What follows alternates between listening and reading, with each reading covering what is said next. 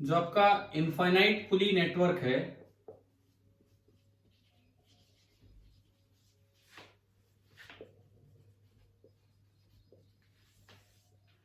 Infinite पुली network, इसमें यह था कि ये एक पुली, यहां एक ब्लॉक था मास m, एक और ब्लॉक मास m,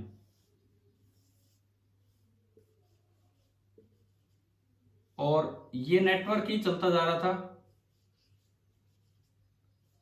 और ये अप टू इंफिनिटी था। और हमने कहा था कि भाई इस ब्लॉक की एक्सेलरेशन आपको निकालनी थी कि इसकी एक्सेलरेशन क्या होगी, ये आपको निकालनी थी। तो कल जो वो अंडर रूट 2 वाला जो मेथड था उसी का यूज करना था हमें। कैसे? देखिए, मान लो मैंने कहा कि ये जो सिस्टम है, ये लेट इसका m इक्वलेंट x मान लिया हमने। ये जो नीचे नीचे का सिस्टम है इसका m इक्वलेंट हमने x मान लिया। मतलब ये ऐसा बन जाएगा कि बस एक सिंगल पुली, ये एक ब्लॉक जिसका मास है m, और ये एक ब्लॉक जिसका मास होगा x, और ये इधर की तरफ खींच लाएगा और ये ऊपर चला जाएगा। और जो एक्सेलरेशन होगा वो होगा m1 माइनस m2, x भारी मिलना है, x minus m upon x plus m into g. आप पहले ये बताओ क्या ये स्टेप समझ में आया कि नहीं आया, ये वाला स्टेप? हाँ जी भाई बोलिए, क्या ये स्टेप आ गया समझ में? Yes sir. अब देखो, इनफाइनाइट नेटवर्क में अगर मैं एक पुली हटा भी दूं तो ये जो बचेगा उसका भी इक्विवेलेंट मास कितना होगा? x ही होगा। सर आपकी आवाज नहीं आ रही। हाँ जी, आवाज नहीं आ पा रही क्या सभी बच्चों को? आ रही है सर, आ रही है सर। ठीक है, तो देखिए, ये जो सिस्टम है इसका मैंने x मान लिया, ये जो इधर वाले का, क्योंकि पूरे का x है तो इसका भी मैं x बोल सकता हूं। इट मींस अगर मैं इसको हटा दूं तो इसकी जगह मैं एक सिंगल ब्लॉक लगा सकता हूं और उस सिंगल ब्लॉक का मास होगा x। और हम जानते हैं इन दोनों का इक्विवेलेंट भी x है, इन दोनों का इक्विवेलेंट भी x है। तो इन दो का इक्विवेलेंट कैसे निकालते हैं? पहले तो इसका रिड्यूस्ड मास बताओ कितना होगा। इसका रिड्यूस्ड मास कितना होगा? m1 m2 upon m1 plus m2। अब इस सिस्टम का m इक्विवेलेंट कितने टाइम्स होता है रिड्यूस्ड मास का? 4 टाइम्स। और जो m इक्विवेलेंट है वो होना चाहिए x, यानी कि इक्वेशन बन गई यहां से, जो m इक्विवेलेंट है x that should be equal to 4 times mu, यानी कि x should be equal to 4 times x m upon x plus m। x से x गया तो 4m is equal to x plus m, और you can say x is coming out to be 3m। बताओ क्या ये method आया समझ में x निकालने का तरीका? हाँ जी भी बोलिए, कोई दिक्कत है क्या इसमें? आ गया सर। ठीक है, और ये x इसमें पुट किया आपने तो एक्सेलरेशन आ गई 3m minus m 2m, 3m plus m 4m और इंटू g, और ये आपका आया g बाई 2। ये एक्सेलरेशन है। अब ये बताओ ये आंसर किस किस बच्चे का कल आ गया था g बाई 2 इस इनफाइनाइट नेटवर्क का? एक बच्चे ने तो मेरे पास कल ही मैसेज कर दिया था और सॉल्यूशन के साथ, और उसने तो शायद जहां तक मुझे ध्यान है शायद g बाई 2 ही निकाला था, सही निकाला था। किसने भेजा था भाई? क्या वो है अभी क्लास में? माइनस जी बाई 2 आया। माइनस आने का तो कोई मतलब नहीं है ना, माइनस का कोई मतलब ही नहीं है। माइनस तो एक डायरेक्शन के लिए होता है। पता नहीं आप कौन सी डायरेक्शन पॉजिटिव बोल रहे हो कौन सा नेगेटिव। हम भी कह रहे हैं कि ऊपर की तरफ एक्सेलरेशन निकालो तो जी बाई 2 आएगा। चलो ये अभी क्लियर है सभी बच्चों को infinite network? Yes sir. Yes sir. ठीक है, पिछली क्लास में तो कल ये टाइमिंग तो हमें मिला नहीं, तो मैंने 2 बार 40-40 मिनट की क्लास ली थी। दूसरी क्लास में वो पेपर डिस्कस कर रहे थे और वो मीटिंग खत्म हो गई थी, तो मैंने 1 सवाल या 2 सवाल उसके बाद करवाए थे। तो अगर नहीं देखे हो आपने तो आप देख सकते हैं, वीडियो रिकॉर्डिंग तो रोज डाली जा रही है आपके ग्रुप पे, है ना? ठीक है, अब देखो यहां तक हमने लिया कि मासलेस रोक है, सपोज कीजिए हैवी रोप हो। अच्छा, हैवी रोप से पहले मैं एक और सिस्टम पे चलता हूं, आपसे क्वेश्चन पूछता हूं। ये इंक्लाइंड प्लेन है और ये फिक्स्ड है। ग्राउंड पे ये एक फिक्स्ड इंक्लाइंड प्लेन है, ये पुली है। और अभी आप स्मूथ मानेंगे इस चैप्टर में, नेक्स्ट वीक फ्रिक्शन आएगा, इस वीक हम इसको स्मूथ ही लेके चल रहे हैं। एक इंक्लाइंड प्लेन है, हमने स्मूथ माना है। मैं एक्सट्रूड मशीन को थोड़ा चेंज कर रहा हूं, बिल्कुल वर्टिकल ना देके अब इसको थोड़ा सा एंगल पे बोल दिया कि इधर θ1 इधर θ2, और ये एक ब्लॉक अटैच है जिसका मास है m1, एंड ये एक और ब्लॉक अटैच है जिसका मास है m2। बस ये हमें दे दिया कि भाई इस तरह का सिस्टम है। अब आपसे पूछा है कि इस सिस्टम की एक्सेलरेशन क्या होगी और किधर होगी। अब कैसे करें इसको, एक्सट्रूड मशीन ही है लेकिन बिल्कुल सीधी ना करके यूं कर दिए। आपको यही बताना है कि find acceleration of the system.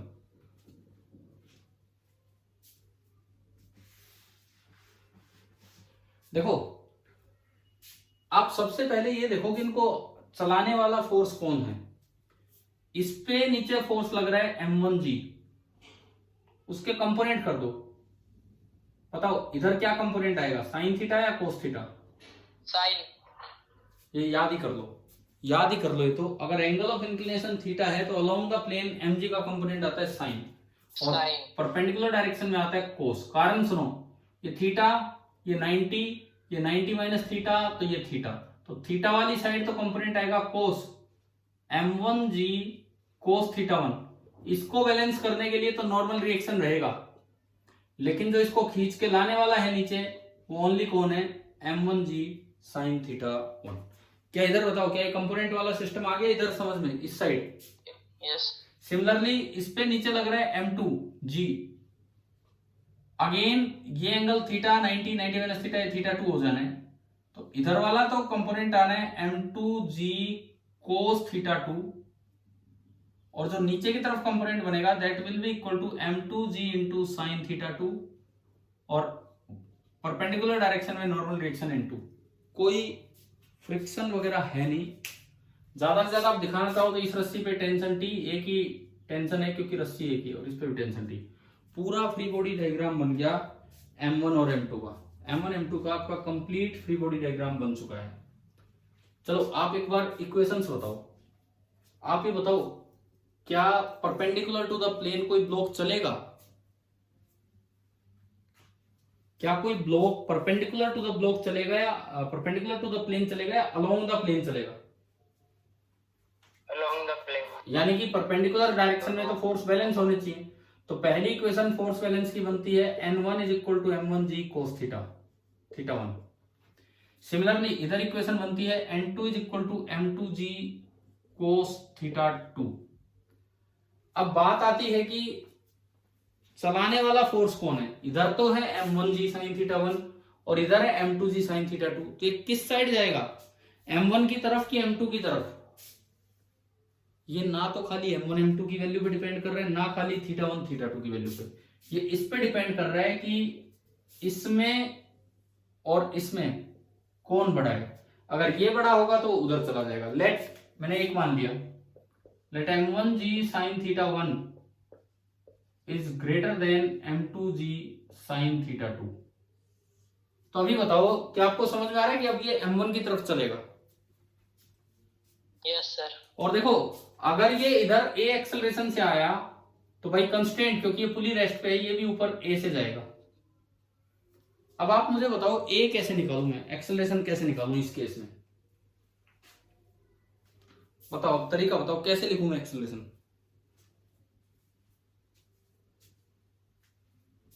देखो, दो वेरिएबल हैं t और a, तो दो इक्वेशंस की जरूरत पड़ेगी। आपने इस पे न्यूटन लॉ सेकंड लगाया अलोंग द प्लेन, और a की डायरेक्शन को पॉजिटिव मान लो, डाउनवर्ड डायरेक्शन को पॉजिटिव, तो क्या इक्वेशन बनेगी बताओ इस पे? नीचे कितना फोर्स? m1g साइन थीटा 1, ऊपर कितना? T बराबर m1 इंटू ए। आप बताइए क्या इक्वेशन लगानी समझ में आ गई है कि नहीं? Yes sir. ऐसे उस पे बताओ, जिधर एक्सेलरेशन उस डायरेक्शन को पॉजिटिव मानते हुए इक्वेशन बताओ, क्या क्या लिखूं मैं यहाँ पे? t minus m2g sine theta 2। t minus m2g sine theta 2 is equal to m2 into a. अब मुझे a निकालना है, t नहीं, मुझे a निकालना है, t हटाना है, तो इन दोनों को ऐड कर दो। अगर आप इक्वेशन 1 प्लस 2 करते हैं तो आप देखो माइनस टी से प्लस टी कैंसिल हो जाएगा और ये बचेगा m1g sine theta 1 minus m2g sine theta 2 is equal to, उस साइड देखते हो तो a कॉमन आया तो m1 प्लस m2 इंटू ए, और यहां से a आ गया कि ये डिवाइड में आ जाएगा। अब बताओ क्या ये एक्सेलरेशन निकालने का तरीका आ गया समझ में, कैसे निकाला? Yes sir. अब मैं आपको एक चीज समझा रहा था कल कि आपको ये दो दो इक्वेशन बनाने की बजाय एक सिंगल इक्वेशन से भी आप ये लिख सकते हो। कैसे? क्या मैंने along the string along the motion कल न्यूटन्स लॉ लगाना सिखाया था? बताओ एक्टूड मशीन में ऐसे न्यूटन्स लॉ लगाना सिखाया था क्या कल अलोंग द मोशन? भाई हमने कहा था m1 m2 पे केवल वेट को एक्सटर्नल मान लो, ठीक है, नॉर्मल रिएक्शन एक्सटर्नल है पर वो परपेंडिकुलर डायरेक्शन में, इस मोशन का कोई इफेक्ट नहीं डालेंगे। टेंशन इंटरनल मान लो, दोनों के बीच में रस्सी जुड़ी है उसको इंटरनल मान लो। तो हमने कहा था इस मोशन को सपोर्ट करने वाला फोर्स कौन है? ये कल था m1g, अपोज करने वाला ये कल था m2g, तो नेट फोर्स बना था m1g माइनस m2g। यहां नेट फोर्स क्या बनेगा? Along the string, along the string net force, देखो ये लिखा हुआ है, हाँ जी दिख रहा है चलाने वाला नेट फोर्स कितना बना along the string? Yes sir. ठीक है, नॉर्मल का कोई रोल ही नहीं है, वो परपेंडिकुलर है स्ट्रिंग के, टेंशन इंटरनल हो जाएगा। तो along the string net force ये बना बराबर टोटल मास इनटू एक्सेलरेशन, और वहां से भी आप ये डायरेक्ट ला सकते हो। तो अभी बताओ क्या ये मेथड आपको समझ में आया कि नहीं आया? कौन सा मेथड? ये जो लास्ट में मैंने डायरेक्टली लिखने वाला मेथड बताया कि किस तरह से हम लिख सकते हैं। फिर बताना। फिर दोबारा से देखो, इसको मैं हटा के दोबारा बताता हूं कि ये जो डायरेक्ट मेथड होता है जिसमें टेंशन नहीं आती है, पहले कल वाली एक्टूड मशीन,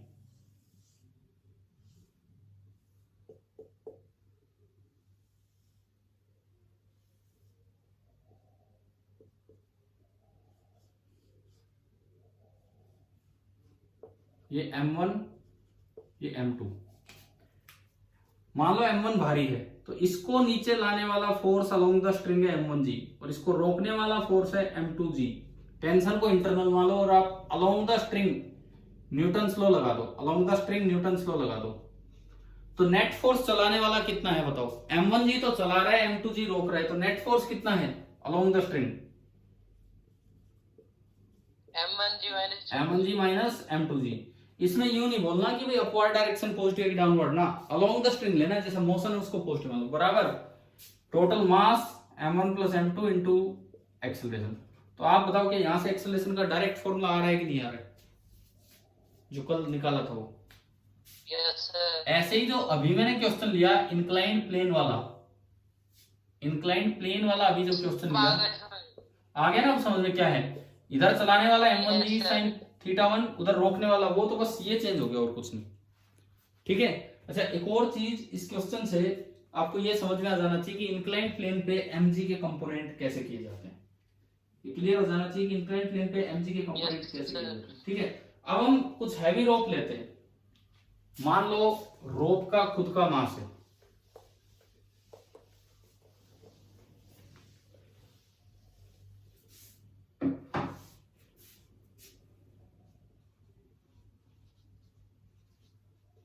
हैवी रोप, कल तक लाइट रोप थी, लाइट स्ट्रिंग थी, आज हम कोई हैवी रोप ले रहे हैं। और मान लीजिए मैं इसमें भी दो पार्ट लूंगा, एक बार कांस्टेंट डेंसिटी वाले यूनिफॉर्म डेंसिटी वाली रोप और एक बार वेरिएबल डेंसिटी वाली रोप। मान लो ये कोई मास कैपिटल M अटैच है और ये रोप है जिसकी लेंथ है L एंड रोप की लीनियर मास डेंसिटी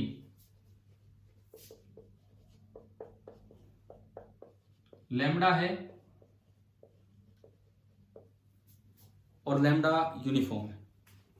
रोप की लीनियर मास डेंसिटी लैम्डा है और लैम्डा यूनिफॉर्म है। ठीक है, अब देखो इसमें आपको बताना है कि टेंशन कहां कितनी होगी, और या यूं कहें ग्राफिकली आपको दिखाना है कि भाई टेंशन कितनी है। ग्राफिकली मतलब आप अलोंग द रोप चले तो टेंशन कहां कितनी होगी आपको बताना है। जैसे मैं कहूं कि यहां से x लेंथ पे एक तो t लिखो as a function of x, और फिर एक ग्राफ बनाओ कि विद x टेंशन कैसे चेंज हो रही है, और x की वैल्यू आपको दिख रही है 0 से लेके l, तो 0 से लेके l तक आपको ये ग्राफ बनाना है। क्या ये क्वेश्चन आ गया समझ में? क्या दिया है? सिस्टम रेस्ट पे है, मतलब अब पूरी रस्सी में सेम टेंशन रही होगी, क्योंकि रस्सी का खुद का भी मास है, तो इस वजह से पूरी रोप में सेम टेंशन नहीं होगी।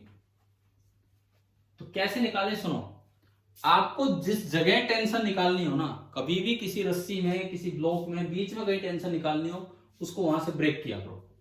एक चीज आप सीखो ध्यान से, क्योंकि क्वेश्चन रटने से कुछ नहीं होगा, तरीका रटो, तरीका सीखो। क्या है कि जब भी कभी किसी सिस्टम पे अंदर कहीं एक्सेलरेशन निकालनी हो, उसको वहां से ब्रेक कीजिए।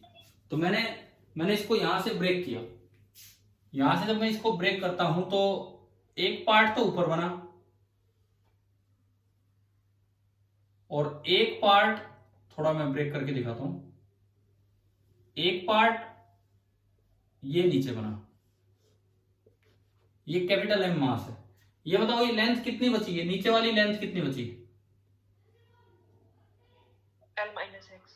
हाँ, L माइनस एक्स, और यूनिट लेंथ की डेंसिटी है लैम्डा, तो L माइनस एक्स की डेंसिटी कितनी, सॉरी यूनिट लेंथ का मास है लैम्डा, मास डेंसिटी की वजह से, तो L माइनस एक्स लेंथ का मास कितना हो जाएगा?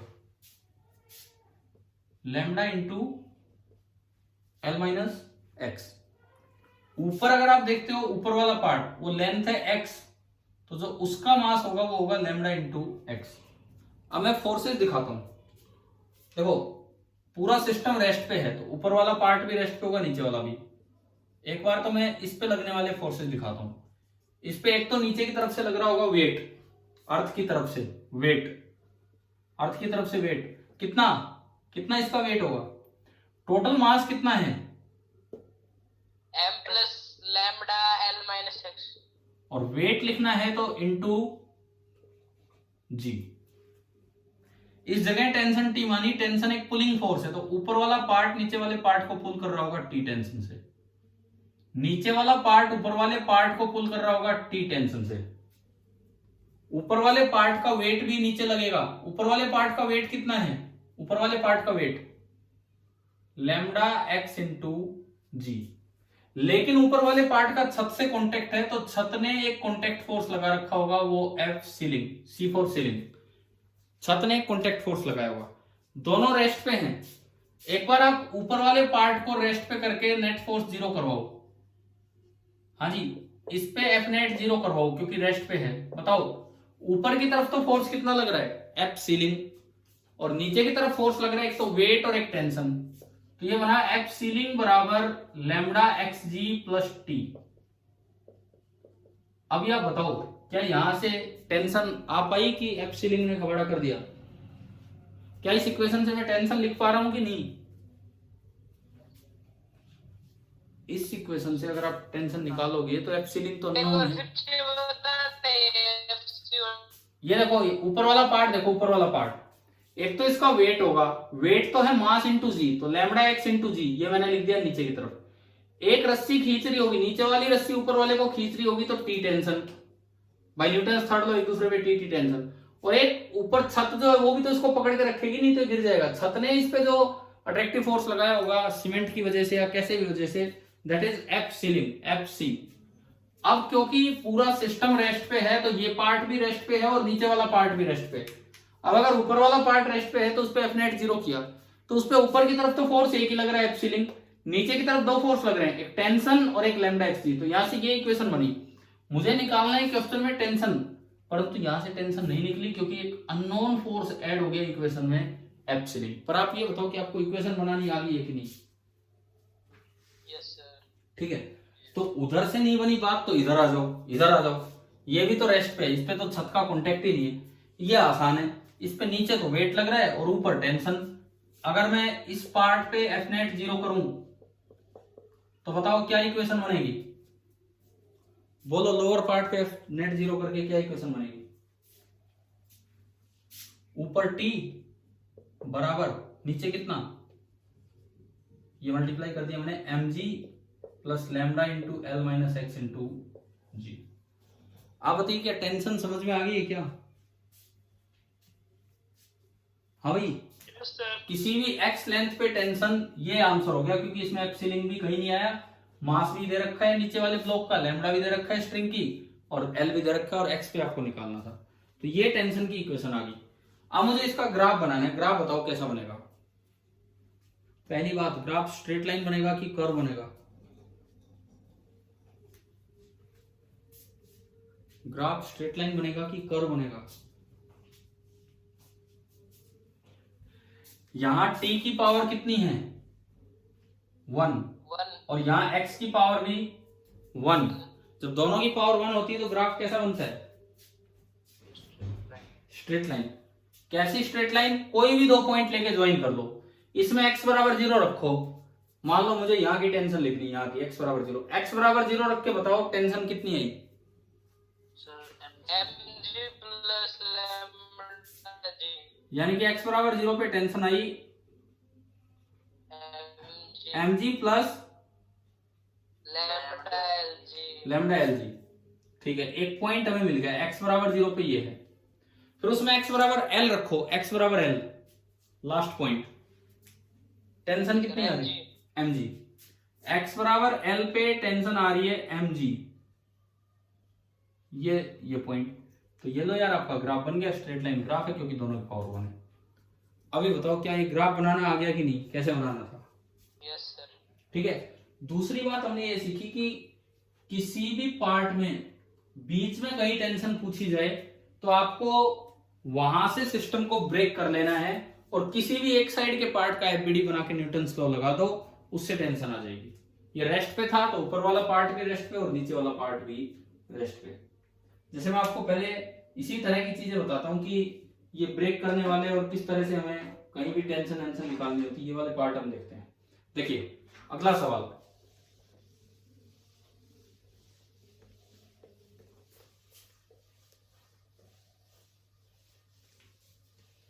मान लीजिए कि एक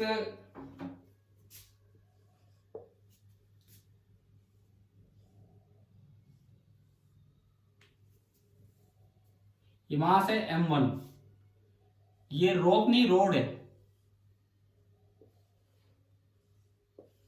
ये मास है m2, रोड की लेंथ है l, रोड की लेंथ आपको दी गई है l, सरफेस स्मूथ है।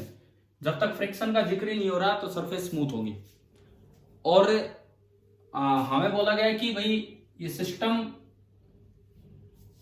आगे ले जाया जा रहा है कोई धक्का मार के। सपोज कीजिए यहां से कोई आदमी धक्का लगा रहा है और वो एक कांस्टेंट फोर्स लगा रहा है F, जिससे पूरा सिस्टम आगे जा रहा है। तो आपको ये बताना है कि जो रोड है, रोड पुश कर रहा होगा, पुश कर रही होगी M2 को, या पुल कर रही है? रोड क्या कर रही है M2 को? पुश कर रही होगी। ठीक है, आपको ये बताना है कि रोड के अंदर यहां से किसी भी x डिस्टेंस दूर इंटरनल फोर्स कितना बन चुका होगा। आप उसे टेंशन नहीं बोलेंगे क्योंकि पुलिंग फोर्स नहीं है, पुशिंग फोर्स है। आपको यह बताना है कि रोड के अंदर x डिस्टेंस दूर इंटरनल फोर्स कितना बन चुका है, F as a function of x। And again वही काम जो मैंने पीछे भी करवाया था आपसे कि ये जो F आएगा उसका x के साथ ग्राफ भी बनाना है, जो F आएगा उसका x के साथ ग्राफ भी बनाना है। तो अब देखो पिछले सवाल से एक स्टेप ज्यादा है। पिछले में सिस्टम रेस्ट पे था, आप टुकड़े कर दो, इधर वाला पार्ट भी रेस्ट पे रहेगा, उधर वाला भी रेस्ट पे रहेगा, कोई दिक्कत ही नहीं थी। इसमें क्या है, सबसे पहले आपको सिस्टम की एक्सेलरेशन निकालनी होगी, सबसे पहले आपको सिस्टम की एक्सेलरेशन निकालनी होगी, फिर आप टुकड़े करेंगे। फिर चाहे इधर वाला पार्ट हो, इधर वाला, किसी को भी देख लेना, फिर टुकड़े करेंगे। पहले एक्सेलरेशन निकालें। कैसे निकालें एक्सेलरेशन? पूरे सिस्टम को देखिए, फ्रिक्शन है नहीं, वेट वगैरह लगते हैं वर्टिकली, नॉर्मल रिएक्शन लगते हैं वर्टिकली। पूरे सिस्टम पे जब आपने M1 plus M2 plus road को सिस्टम माना, आपने सिस्टम मान लिया M1 plus M2 plus road, जब आपने इसको सिस्टम मान लिया तो कोई इंटरनल फोर्स तो लेना ही नहीं होता, हमें एफ एक्सटर्नल देखने होते हैं जब भी आप न्यूटन लॉ लगाते हो। तो बताओ हॉरिजॉन्टल डायरेक्शन में इस पे बाहर से कौन सा फोर्स लग रहा है? केवल एक फोर्स लग रहा है इस सिस्टम पे, F, only F. M1 M2 वो सब M1 जी M2 जी वो वर्टिकल है, हम हॉरिजॉन्टल डायरेक्शन में न्यूटन लॉ लगाएंगे। मान लीजिए पूरे सिस्टम की एक्सेलरेशन ए है, रोड है तो सारे साथ चलेंगे, रस्सी होती जब तो ये चलता ही नहीं, अगला खाली पिछला ही चलता। आपने हॉरिजॉन्टल डायरेक्शन में न्यूटन लॉ लगाया, हॉरिजॉन्टल डायरेक्शन में आपने न्यूटन सेकंड लॉ लगाया, बताओ क्या इक्वेशन बनेगी? क्या इक्वेशन बनेगी हॉरिजॉन्टल डायरेक्शन में न्यूटन सेकंड लॉ की? Net force F is equal to mass, total mass कितना है रोड का? अच्छा रोड की ये मान लो लीनियर मास डेंसिटी लैम्डा है, पिछली बार की तरह linear mass density lambda uniform है। अब बताओ टोटल मास कितना है सिस्टम का? भाई M1 plus M2 plus L lambda, हाँ प्लस लैम्डा L, ये टोटल मास हो गया इनटू A, क्योंकि पूरा सिस्टम ए से जा रहा है। तो आपका पहला स्टेप हुआ कि आपने पूरे सिस्टम को बिना ब्रेक किए सबसे पहले आपने एक्सेलरेशन निकाल ली, और वो आ गई M1 plus M2 plus lambda L। ये बताओ यहां तक आया समझ में? ठीक है, पिछले में रेस्ट पे था तो हमने सीधा ब्रेक कर दिया। अब ब्रेक करना है, आपको फोर्स निकालना है रोड के अंदर कितना फोर्स जनरेट हुआ यहां, तो आप ब्रेक कर लो, ये लेफ्ट पार्ट ये राइट पार्ट, आपका मन करे उसका फ्री बॉडी डायग्राम बनाओ। देखो मैं दोनों बना के दिखा रहा हूं आपको। ये इधर की तरफ मैंने सिस्टम को वहां से तोड़ दिया एक्स लेंथ से, और ये बन गया लेफ्ट पार्ट, लेफ्ट वाली साइड। और इसी को अगर मैं आगे बनाऊं तो ये बन गया राइट पार्ट, ये भी आगे जा रहा है ए एक्सेलरेशन से, ये भी आगे जा रहा है ए एक्सेलरेशन से। अब मैं हॉरिजॉन्टल फोर्सेस दिखाऊंगा, वर्टिकल नहीं केवल हॉरिजॉन्टल। हाँ जी, इस पे कितना फोर्स लग रहा है आगे की तरफ? F। ये चल क्यों रहा है आगे? क्योंकि इसने एक धक्का मारा होगा। मान लो इसको मैं T बोल देता हूं, ये जो आपको निकालना है ना, ये मैं T ही बोल रहा हूं, टेंशन वर्ड ही मैंने यूज कर दिया क्योंकि F तो मैं इसको भी बोल रहा था।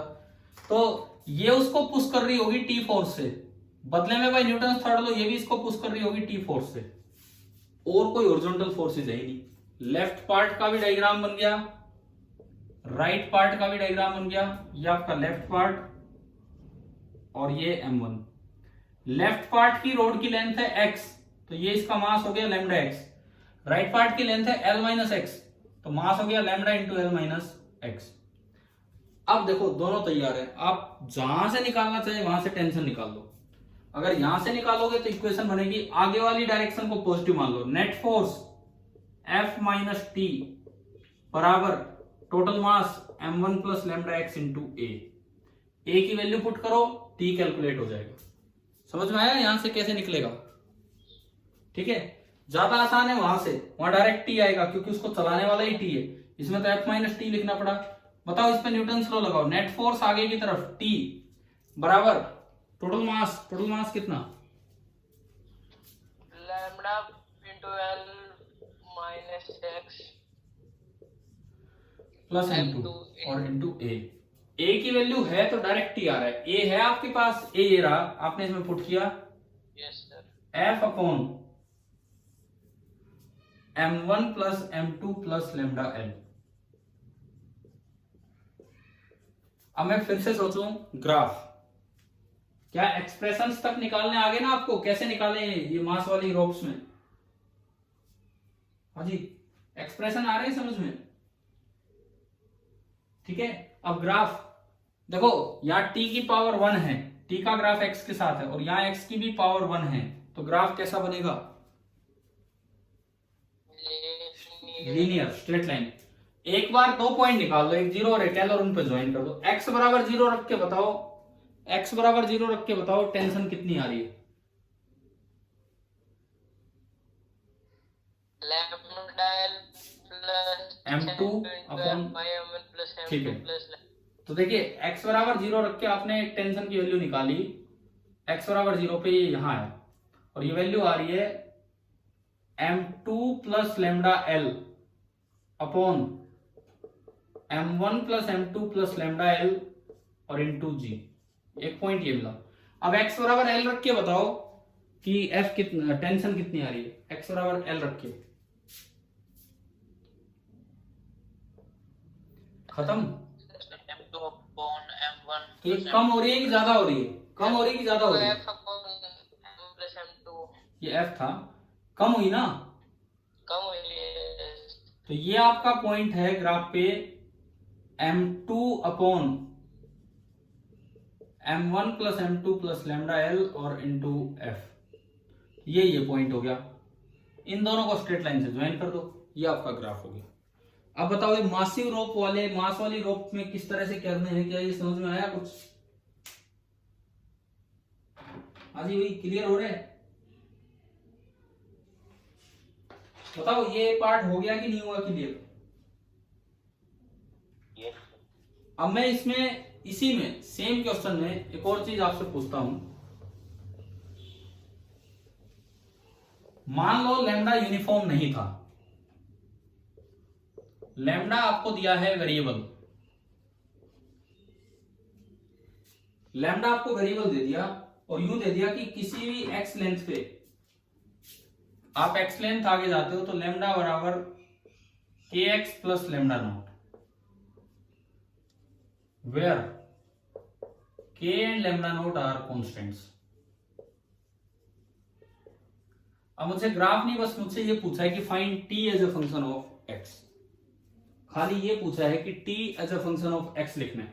अच्छा मैं थोड़ा सा, चलो कोई चेंज नहीं करे, बस इतना ही बहुत है। अब चाहो तो चेंज इसमें कर सकते थे। चेंज ये कर रहा हूं मैं पिछले सवाल की बजाय, पिछले में धक्के मार के ले जा रहा था, इस बार धक्का नहीं मार रहा। वो यहां से एक रस्सी से बांध के, एक मासलेस रोप है, रस्सी से बांध के इसको खींच के ले जा रहे हैं। इस तरह से वो आगे लेके जा रहा है और उसने कांस्टेंट फोर्स लगा रखा है F। ये है सिस्टम। कुछ चेंजेस समझ में आ गए? क्या क्या चेंज हुआ है? Yes sir. एक तो धक्के मारने की बजाय वो पुल कर रहा है उधर से, और एक रोप जो है वो वेरिएबल लीनियर मास डेंसिटी की देती है। रोप ऐसी दी है कि इधर हल्की है, जब x 0 है तो रोप की मास डेंसिटी कम है, और जब XL है तो मास पर लेंथ ज्यादा है, तो उधर आगे भारी होगी रस्सी। इस तरह की रस्सी है। अब आपको बताना है tension as a function of x। पहला स्टेप क्या करना होगा बताओ, ब्रेक करने से पहले?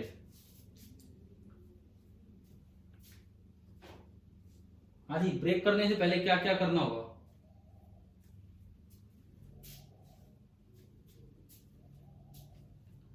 ब्रेक करने से पहले आपको पूरे सिस्टम की एक्सेलरेशन निकालनी होती है। हाँ भी बताओ।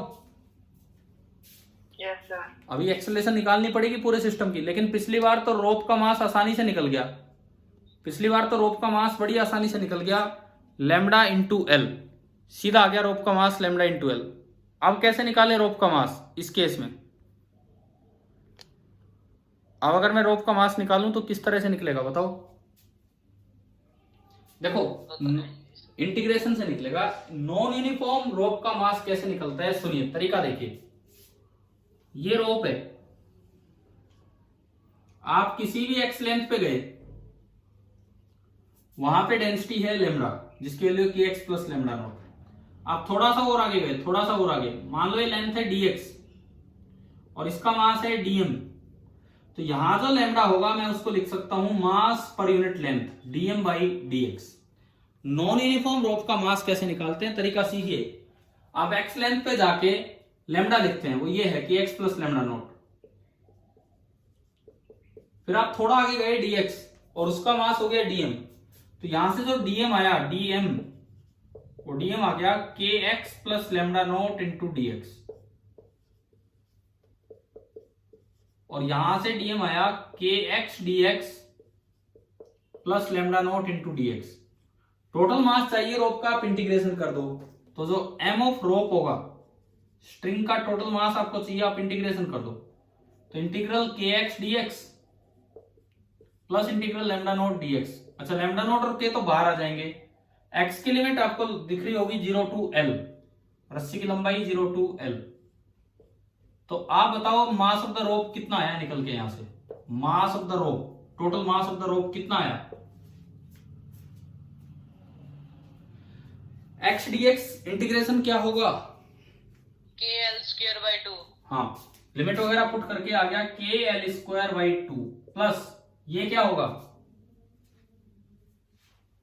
lambda L lambda not into l, lambda not है constant, lambda not into l. ये total mass of the rope आ गया, पहला काम हुआ, ये काम बढ़ गया था इस सवाल में, पिछली बार डायरेक्ट लिख रहे थे लैम्डा इंटू एल, इस बार ये बढ़ गया था। अब बताओ मैं अगर पूरे की एक्सेलरेशन लिखना चाहूं तो आपने क्या किया, इस पूरे को सिस्टम मान लिया, पूरे को सिस्टम मान लिया और हॉरिजॉन्टल डायरेक्शन में इस पे एक ही फोर्स लग रहा है, वो जो आदमी खींच रहा होगा F। तो हॉरिजॉन्टल डायरेक्शन में जब न्यूटन लॉ लगाओगे तो F बराबर बनेगा m1 plus m2 plus mass of the रोप और इनटू उसकी एक्सेलरेशन, और एक्सेलरेशन कितनी है a, m1 plus m2 plus mass of the rope into a। तो अब बताओ क्या a निकालना आ गया यहां से? पूरे सिस्टम की एक्सेलरेशन पिछली बार की तरह ही आपने निकाल दी, F upon yes sir m1 plus m2 plus KL square by 2 plus lambda not into L। चलो भाई, एक काम हुआ, a आ गया। अब मुझे ये बताओ कि अगर बीच में टेंशन निकालनी है तो क्या करना होता है? अगर बीच में टेंशन निकालनी है यहां तो क्या करना होगा? a आ गया, मैं बाकी मिटा रहा हूं।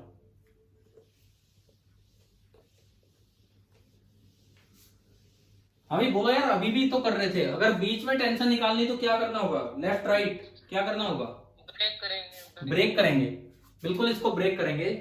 आप लेफ्ट पार्ट को छोड़ो ना, सॉरी राइट पार्ट को छोड़ो, आप लेफ्ट को देखो, क्योंकि लेफ्ट को खींच के ही कौन लेके जा रहा है आगे? टेंशन, टेंशन, हाँ राइट की टेंशन।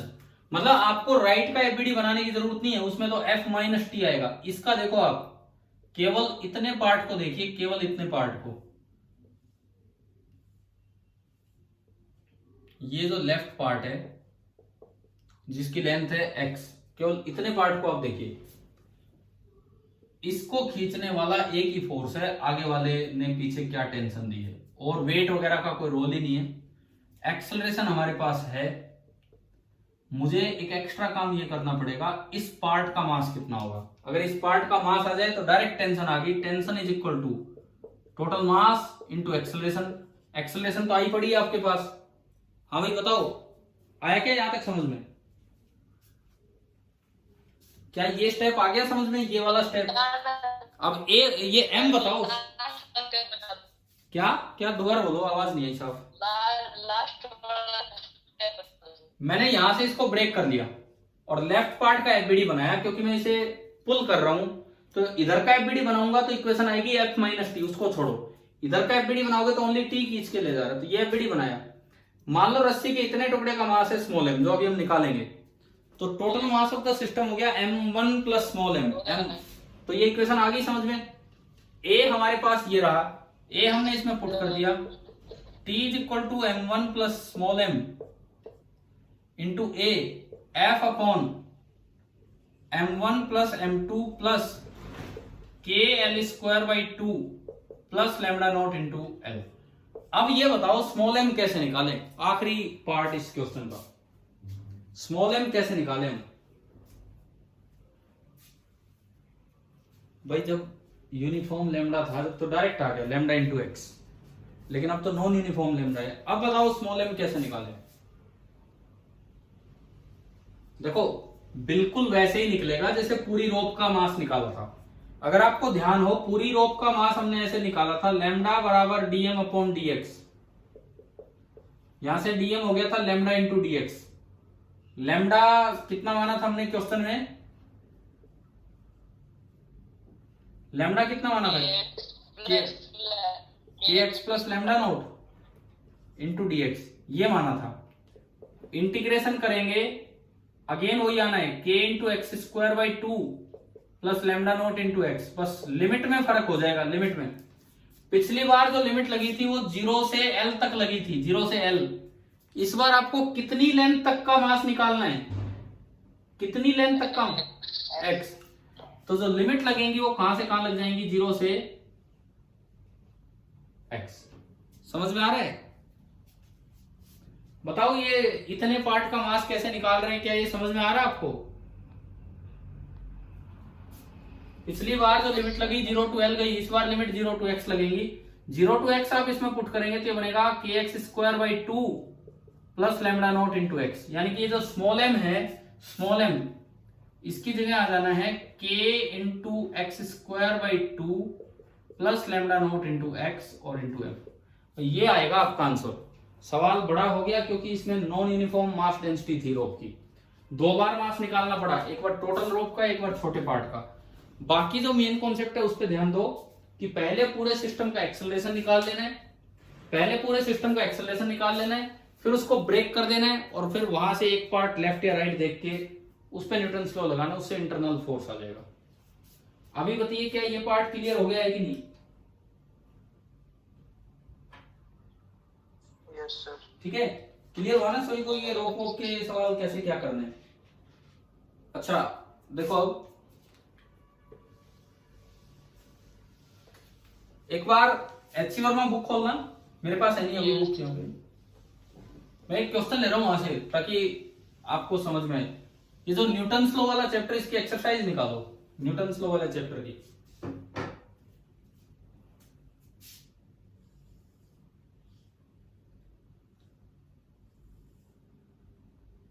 न्यूटन्स लॉ वाले चैप्टर की एक्सरसाइज निकाल ली?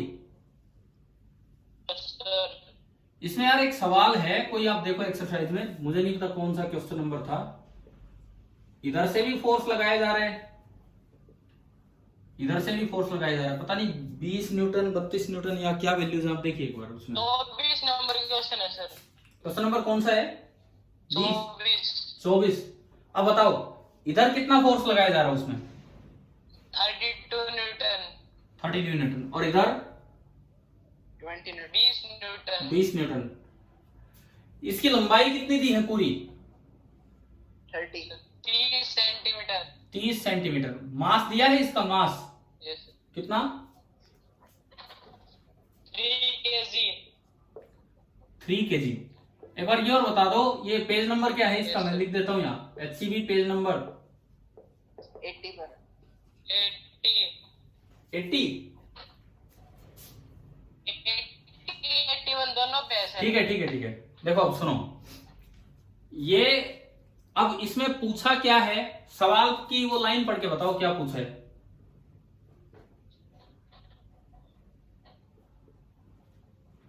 क्या ऐसा कुछ पूछा है कि 10 सेंटीमीटर इधर टेंशन कितनी है, इंटरनल फोर्स?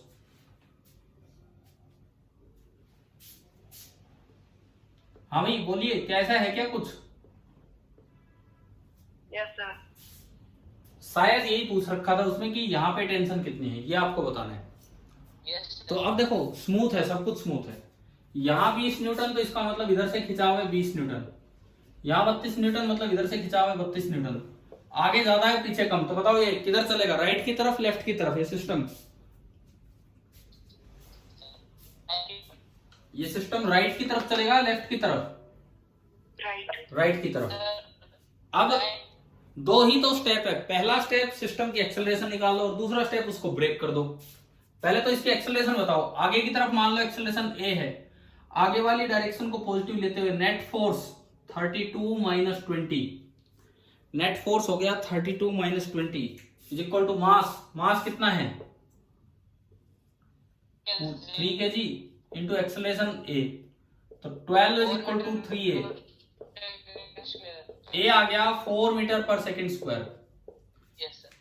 अब भाई आप इसमें से किधर से ब्रेक कर दो, क्योंकि दोनों साइड फोर्स लग रहे हैं, दोनों साइड फोर्स लग रहे हैं। मान लो मैंने लेफ्ट पार्ट को ब्रेक किया, लेफ्ट पार्ट, और मैंने लेफ्ट पार्ट का डायग्राम दिखाया। तो अगर 30 सेंटीमीटर का मास 3 केजी है तो 10 सेंटीमीटर का कितना होगा? यूनिफॉर्म है ये रोड इसमें? सर अगर 1 केजी, kg। ठीक है, यूनिटरी मेथड से हो गया 1 केजी। अब पीछे की तरफ तो फोर्स लग रहा है 20 न्यूटन, आगे खींच के ले जा रही होगी टेंशन टी, यही है जो फोर्स आपको निकालना है।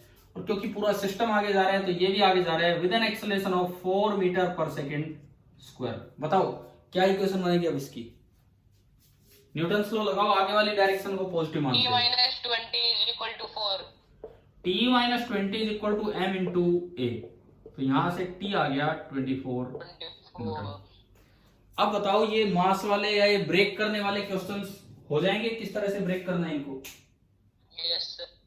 ठीक है, स्ट्रिंग हो, एक्टिव मशीन हो या ये ब्रेक करने वाले क्वेश्चंस हो, अब एटलीस्ट इन सबको आप सोल्व कर दीजिएगा कि भाई किस तरह से सोल्व करना है। अब हम आगे बढ़ते हैं, क्योंकि चैप्टर में कई तरह के, जितने आप करने चाहें उतने तरह के क्वेश्चंस आप ट्राई कर सकते हैं। और ये एचसीवी का ये जो चैप्टर है इसका भी एक एक सवाल अब ट्राई करना स्टार्ट कर दीजिए। अच्छा चैप्टर है और ये यूं भी नहीं है बहुत मुश्किल सवाल है, लेकिन आपको अच्छे से कॉन्सेप्ट समझाएंगे। देखो, स्ट्रिंग फोर्स होने के बाद अब मैं चलता हूं अगले फोर्स पे, that is spring force. String force के बाद अब हम चल रहे हैं स्प्रिंग फोर्स की तरफ। पहली बात, ये स्प्रिंग फोर्स क्या है? देखो, मान लो ये एक आइडियल स्प्रिंग है,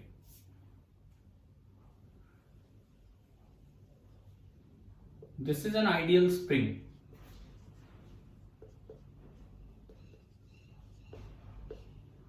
और ये इसकी नेचुरल लेंथ है L, मतलब आप अगर इसे कंप्रेस ना करें, एक्सटेंड ना करें, तो ये L लेंथ में लेते हैं। L है इसकी आइडियल स्प्रिंग क्या होता है? मासलेस, अभी बता रहा हूं मैं। श्री ज्यादा जूम हो गया। अच्छा,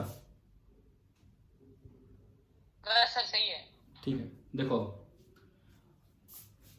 आइडियल स्प्रिंग का मतलब है मासलेस स्प्रिंग। और आप एक बात याद रखें, 11th-12th में मासलेस ही आएगी, मासलेस ही। आज तक कभी मास वाली स्प्रिंग नहीं आई है, और अगर मास वाली स्प्रिंग आएगी तो हम उसका एक रिजल्ट आपको बता देंगे कि उसको रिप्लेस कर दो एक ब्लॉक से और मासलेस स्प्रिंग से। ठीक है, तो उनकी डिटेल में तो अभी चलने की जरूरत नहीं है, मास वाली स्प्रिंग पे बाद में चलेंगे।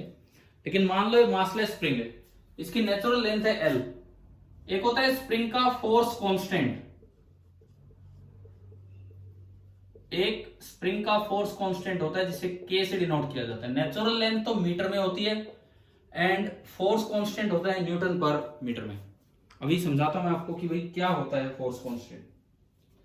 देखो, एक स्प्रिंग की ये प्रॉपर्टी होती है कि अगर आप उसको थोड़ा एक्सटेंड करेंगे या थोड़ा कंप्रेस करेंगे तो वो एक रिस्टोरिंग फोर्स लगाएगी। रिस्टोरिंग फोर्स मतलब वो अपनी शेप को रीगेन करने की कोशिश करेगी। मान लो मैं इसको थोड़ा एक्सटेंड कर दूं, ये इसकी नेचुरल लेंथ थी, लेकिन मैं इसको थोड़ा सा एक्सटेंड कर लेंगे, बहुत ज्यादा नहीं। आपने देखा होगा अगर आप स्प्रिंग को बहुत ज्यादा एक्सटेंड कर देते तो यूं लंबी रह जाती हो, लेकिन अगर आप उसे थोड़ा एक्सटेंड करके छोड़ते तो क्या वो अपनी शेप को रीगेन कर लेती है कि नहीं? ये ऑब्जर्वेशन तो सबने लिए ना, ये तो इस तरह से। ठीक है, मान लो मैंने लेंथ इसकी बढ़ा के कर दी L+X। अगर मैं खींचकर लेंथ L+X करता हूं तो इसका ये मतलब नहीं है कि उसकी नेचुरल लेंथ बढ़ गई। नेचुरल लेंथ तो वो होती है जब छोड़ दोगे तो कितनी लेंथ पाएगा, तो नेचुरल लेंथ नहीं बढ़ी, ये आपने एक एक्सटेंशन दे दिया X। मान लो इसके साथ एक ब्लॉक अटैच था यहाँ, तो रखा था आराम से, लेकिन अगर आप इसको यूं खींच देंगे तो स्प्रिंग बताओ इस ब्लॉक पे फोर्स किधर लगाएगी? वापिस आने की तरफ लगाएगी, आगे की तरफ धक्का मारेगी?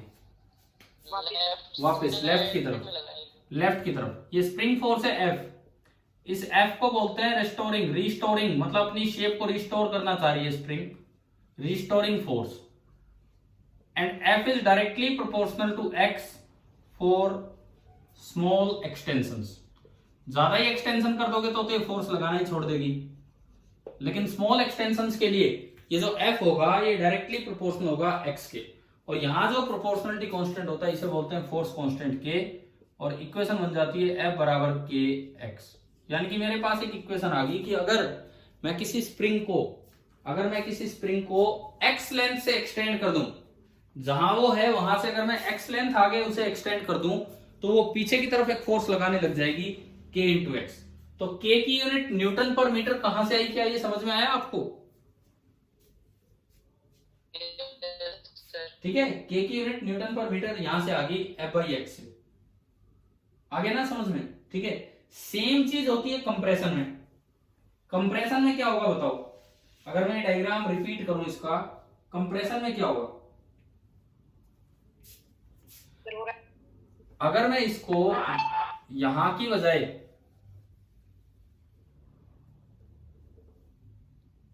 थोड़ा कंप्रेस कर दूं और ये ब्लॉक यहां ले आए, x पीछे ले आए और नई लेंथ होगी है l माइनस एक्स। अब बताओ ब्लॉक पे धक्का लगेगा कि खींचेगी? ये राइट की तरफ फोर्स लगाएगी कि लेफ्ट की तरफ? हाँ, राइट की तरफ। अगेन ये जो f होगा रिस्टोरिंग फोर्स है, वो अपनी शेप को रीगेन करना चाहती है, और f टोटल लेंथ पे डिपेंड नहीं करता, कितना एक्सटेंशन हुआ या कितना कंप्रेशन हुआ उस पे डिपेंड करता है। तो ये f फिर से डिपेंड करेगा x पे। For small extension f directly proportional होगा x के, एंड इक्वेशन हो जाएगी f बराबर k इंटू एक्स। ये बताओ यहां तक आया समझ में कि स्प्रिंग फोर्स क्या होता है, कैसे लगता है? ठीक है, अब देखिए एक सबसे सिंपल क्वेश्चन अगर मैं लूं इस पे, स्प्रिंग की स्टार्टिंग में,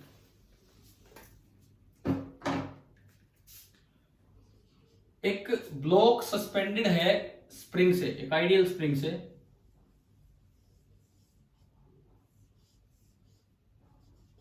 and this is at rest, और स्प्रिंग का फोर्स कांस्टेंट है के, स्प्रिंग कांस्टेंट या force constant. Find extension in spring, total length नहीं एक्सटेंशन पूछा है बस। Spring extension in spring when the block is in equilibrium.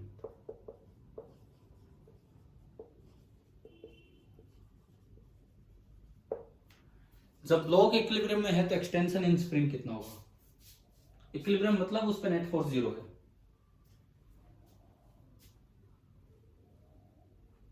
बताओ भाई, करो।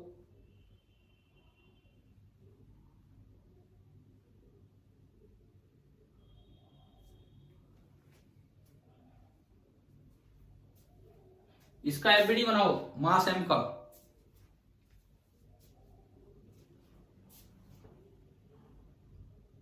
मास एम का एफबीडी बनाओ। नीचे कौन सा फोर्स? mg। और ऊपर क्योंकि स्प्रिंग कुछ खिंच गई होगी, स्प्रिंग कुछ बढ़ गई होगी एक्स लेंथ से, मान लो एक्सटेंशन x है, तो स्प्रिंग ने कितना फोर्स लगाया होगा? kx। और वो रेस्ट पे है, वो इक्विलिब्रियम में है, तो नेट फोर्स 0 होगा। देखो मैंने माना है कि स्प्रिंग की लेंथ होगी है l प्लस एक्स। तो अभी बताओ क्या इक्वेशन बनेगी, और x कितना आएगा extension? kx is equal to mg, and यहां से जो x आएगा, x आ जाएगा mg बाई k। तो बताओ स्प्रिंग, क्या कुछ डाउट है तो पूछिए। के कहां से लाएंगे? अरे नहीं, के तो एक इसकी प्रॉपर्टी है, के दिया होगा आपको, कुछ तो दिया होगा क्वेश्चन में, के पूछा होगा तो कुछ और दिया होगा, मास वगैरह दे रखे होंगे, एक्सटेंशन दे रखा होगा। के स्ट्रिंग की इंट्रिंसिक प्रॉपर्टी है, के तो दिया होगा कि भाई ये इतना के है स्प्रिंग का, इतने न्यूटन पर मीटर। चलो यहां तक आया समझ में?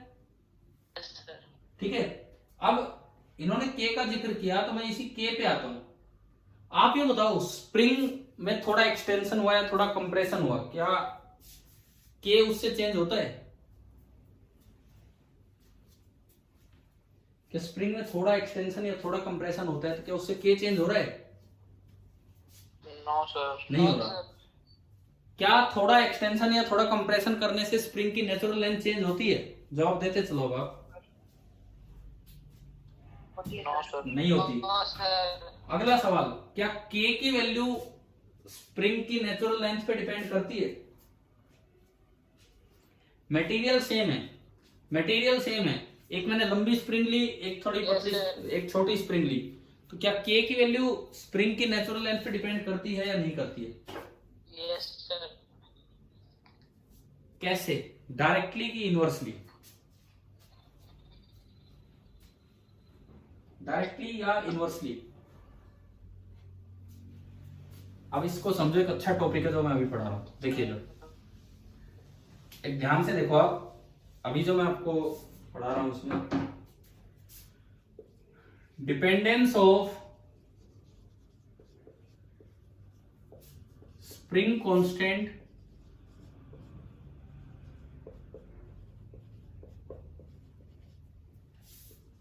On natural length of spring.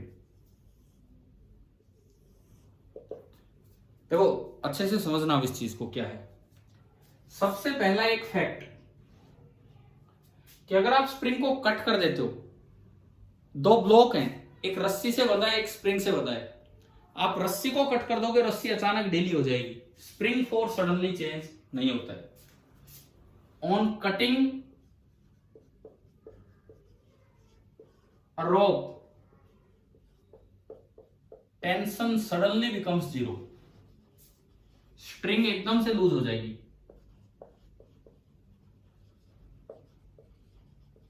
लेकिन on cutting A spring, on cutting A spring, जो स्प्रिंग फोर्स है डज नॉट चेंज सडनली। ऐसा पाया गया है कि जो स्प्रिंग फोर्स है वो एकदम चेंज नहीं होता, वो समय लेता है चेंज होने में। चाहे स्प्रिंग काट के आधी कर दियो, स्प्रिंग फोर्स उतना ही रहेगा जो किसी ब्लॉक पे लग रहा होगा। ये तो एक एक्सपेरिमेंटल बात है। अब इससे ये निकाला गया कि स्प्रिंग कांस्टेंट के की वैल्यू नेचुरल लेंथ पे कैसे डिपेंड कर रही है। कैसे निकाला गया वो देखिए आप। पहले तो मैं इन दोनों बातों का यूज क्वेश्चन में करूं। एक रस्सी है, इससे ब्लॉक अटैच है, मास है m,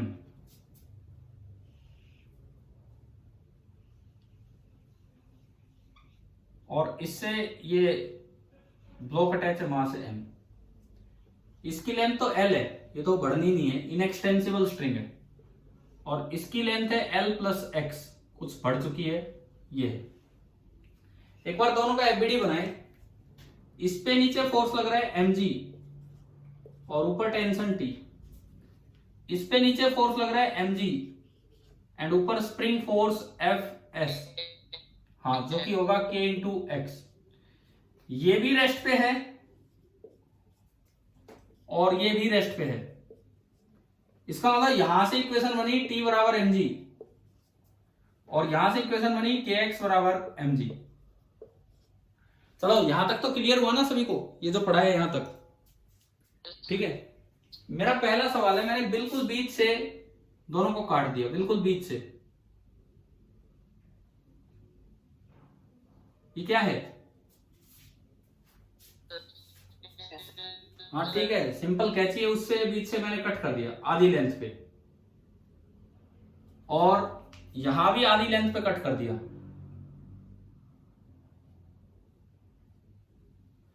आपको यह बताना है, पहला सवाल, find acceleration of blocks just after cutting. Cut करने के तुरंत बाद, कट करने के तुरंत बाद आपको बताना है कि एक्सेलरेशन ऑफ ब्लॉक क्या होगा। उधर देखो, mg तो फोर्स चेंज होना ही नहीं है, वो तो लगेगा ही लगेगा। जब तक कट नहीं किया था t बराबर mg था, कट करते ही देखो, पहला पॉइंट देखो, जब आप किसी रोप को कट करते हो तो टेंशन एकदम से कितनी हो जानी है? 0। तो इसको कट करते ही रस्सी ढीली हो जाएगी, तो इस ब्लॉक पे एक ही फोर्स बचेगा। कौन सा बचेगा? mg। अब फोर्स mg बचा, मास m है, तो बताओ इसकी एक्सेलरेशन क्या होगी?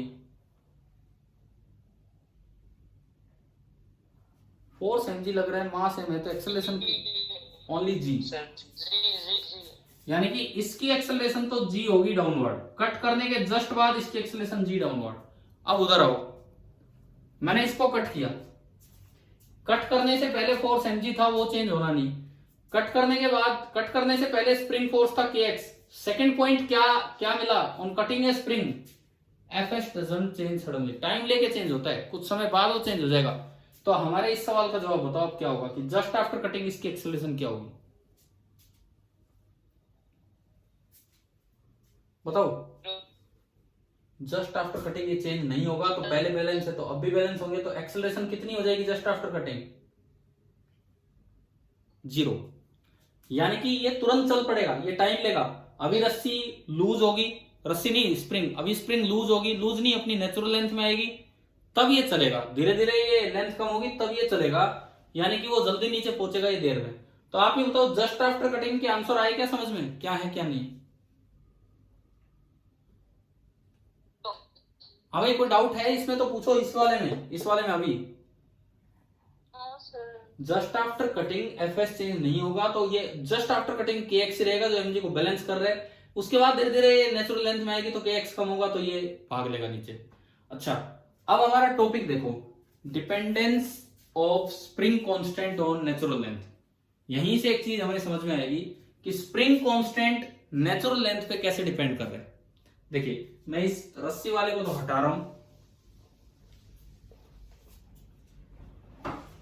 बिफोर कटिंग, सबसे पहली बात, बिफोर कटिंग अगर आप देखते हो, before cutting, just before cutting, आप बताओ नेचुरल लेंथ कितनी थी, जो पार्ट ब्लॉक से अटैच है उसकी नेचुरल लेंथ बोले,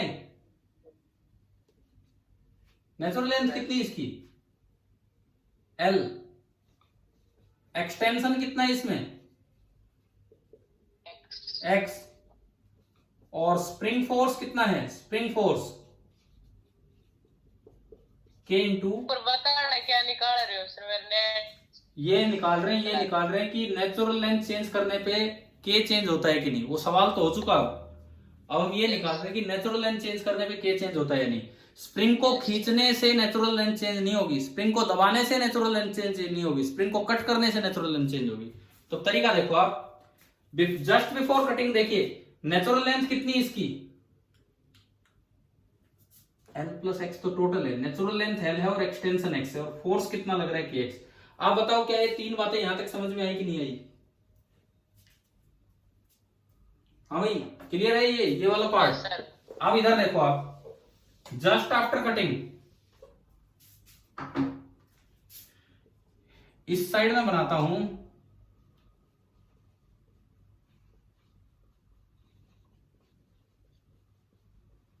just after cutting, just after cutting. अब जो ब्लॉक के साथ अटैच है वो तो आधा आधा स्प्रिंग का पार्ट अटैच है, आधा स्प्रिंग का पार्ट अटैच है।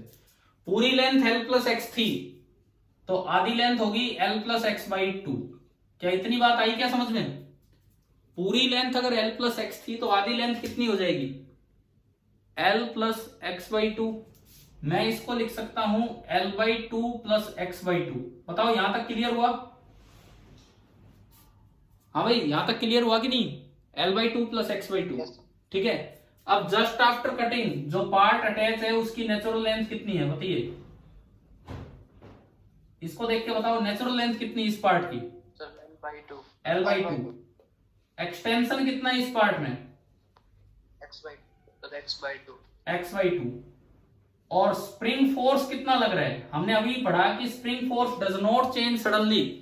तो अगर spring force just before cutting kx था तो जस्ट आफ्टर कटिंग भी स्प्रिंग फोर्स कितना होगा,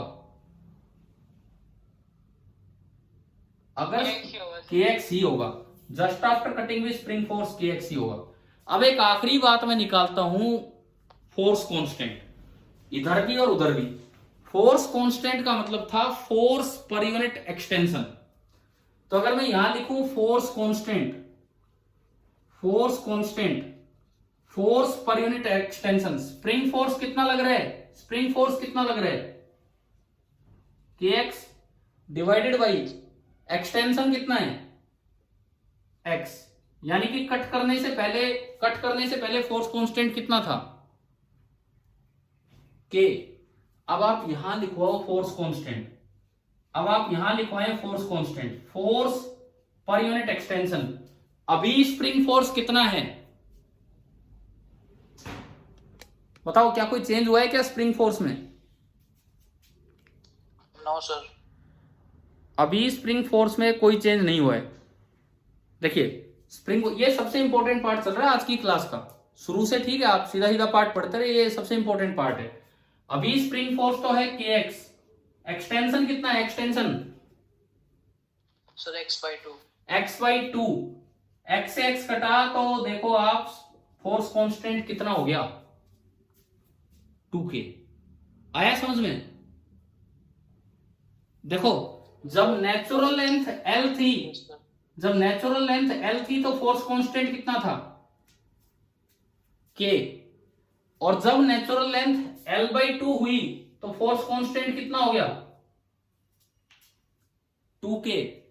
मतलब फोर्स कांस्टेंट नेचुरल लेंथ के डायरेक्टली प्रोपोर्शनल है कि इनवर्सली? इनवर्सली। यानी कि ये हमें याद रखना, एक बड़ा अच्छा रिजल्ट है जो आपको ढंग से बताया गया है कि कैसे निकल के आया, नहीं तो बच्चे इसको रटते ही चलते हैं, बस डायरेक्ट याद कर लेते हैं कि यहाँ ऐसा है। कैसे वो मैंने आपको करके दिखाया है कि force constant of spring is inversely proportional to